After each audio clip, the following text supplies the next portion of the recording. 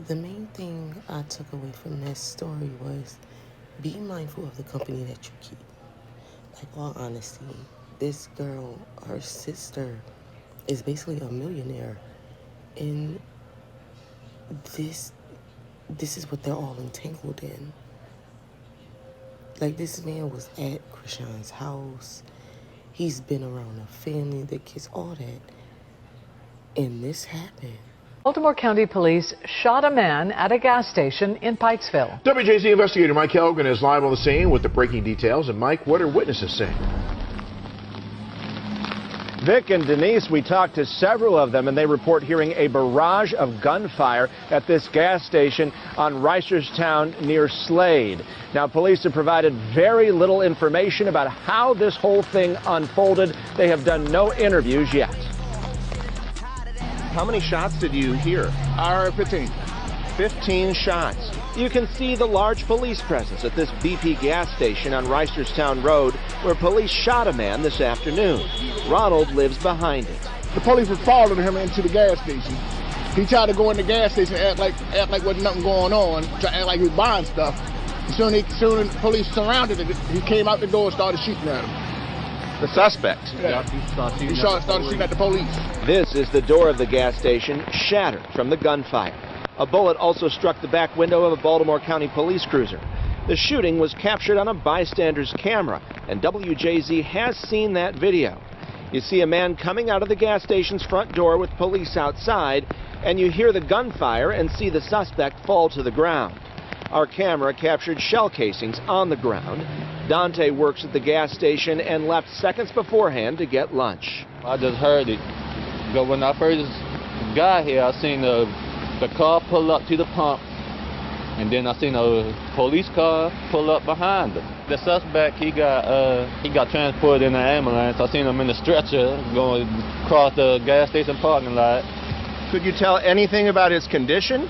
That I don't know. People we spoke to say a broad daylight shootout is rare here. It kind of scared me because I got kids, and like I said, I live right behind that building. The owner was in there. The workers was in there. They could have been out there. He could have had them as hostages. He don't know. What's in your heart when you think about what they're going through now?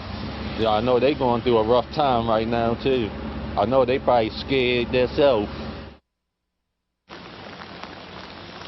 Police say the subject has been hospitalized in this case, and investigators with the Maryland Attorney General's office are on the scene here. That is commonplace for every shooting involving law enforcement.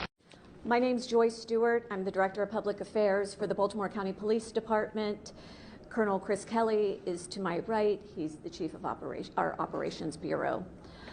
Before we get started, I do want to remind everyone that the Independent Investigations Division with the Attorney General's Office is conducting an investigation into this officer-involved shooting, so I may be limited in some of the information that I can share at this point. But what I can tell you is around 11:30 today, our officers responded to a 911 call in the 400 block of Reisterstown Road. This was for a domestic disturbance involving a male with a gun.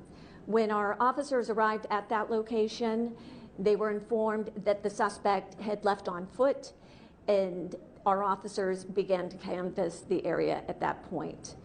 A short time later, they located the suspect at a nearby gas station.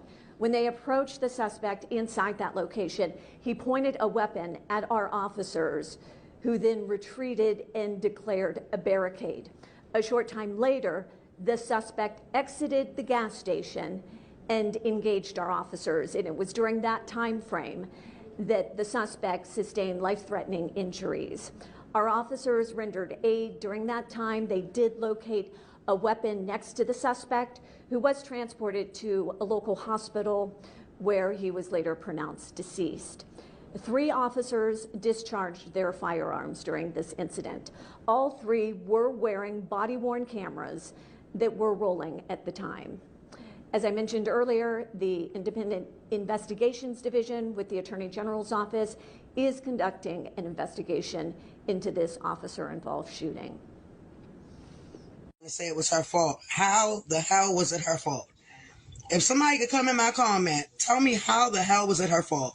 This man was literally beating my sister. I'm talking about beating her, okay? He left out. He must have knew somebody had called the police. He must have knew somebody called the police. Stop saying it was Chastity's fault, because it's not. Like I said, if she gonna be all right, she gotta be with the family right now. But like I said, if he wasn't beating on my sister, that wouldn't have never happened. It's still no reason for the police to have killed him in cold blood, because that's what they did. That's not my sister's fault. That's BPD fault, right? Am I lying? Am I correct?